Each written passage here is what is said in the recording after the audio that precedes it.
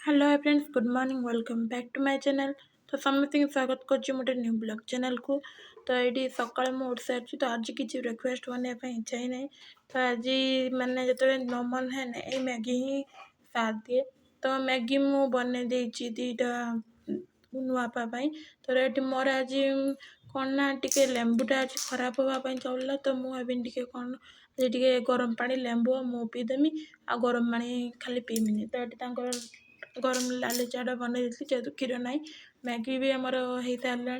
तो मुझे पैकिंग कर बैग्रे पूरे देती, पानी बोतल भी पूरे देती, सब जाक पूरे सारिकी पैक कली। तथा बाबू निद भांगी ना कि समय पर उठ सारापर से उठे बाहर मोर शुई देखो गोटे लोक गैस जाड़ी कान सेकिबे। तो एत शीत पड़ी गैस जाड़ी कान सेका हो बहुत धनियर। तापर ये मो सका गुनु उठी सारापर आम मैगी गुनु मु खाई सका ब्रेकफास्ट आमर मैगी ही होता। तापर मुझे गुनु को मेडिसिन देती। आपण मैंने जानते जो गुनुर हाथ खराब होता। तो गुनुर हाथ खराब सरला माने तार मेडिसिन प्रॉपर रखा हो। तो मेडिसिन से एति भल जे मेडिसिन से खाई दौची। तो मेडिसिन गुनु को दे सारापर मुझे हूँ हाथ में मलम लगे देती।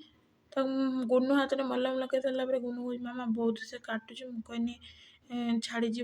तो बिंधुची टे छोट छोट छुआ तो बिंधुची कौन करवा। तो छोट छुआ खंडिया खाबर चलिक रहा। आम गाधे पाधे मोटे ठाकुर पूजा कर देती। तो ये मो ठाकुर रखी। तो बहुत कम समय ये ठाकुर लगी लक्ष्मी सरस्वती गणेश आउ गोटे लक्ष्मी फोटो रखी आउ गोटे तिरुपति ठाकुर फोटो रखी। बस एतिकी ये मुझे रही पूजा पूजा सार कंप्लीट कर। तो मुझे भाविली आज आपण मानक पूजा वीडियो भी देखीदेवी। तो केवे भी देखेनी। तो मैं साइड मोबाइल रखी। तो ये मोबाइल रखापी कौन जगह भी थी।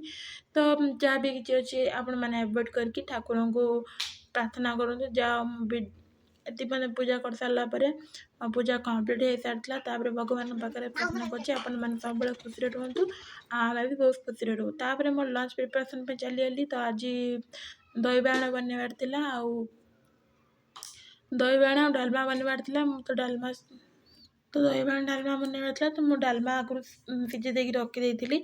तो ये देखो गुनुर सब बेले जी पापड़ खाइब। तो आपको पापड़ भाती सारापर मुझे बाण भाती। तो बाण मुझे साइज करे। तो आपण मानक जो प्रकार पसंद। तो गुनु बापा को यही प्रकार बाण भजिया पसंद कांजी हो कि ये हो।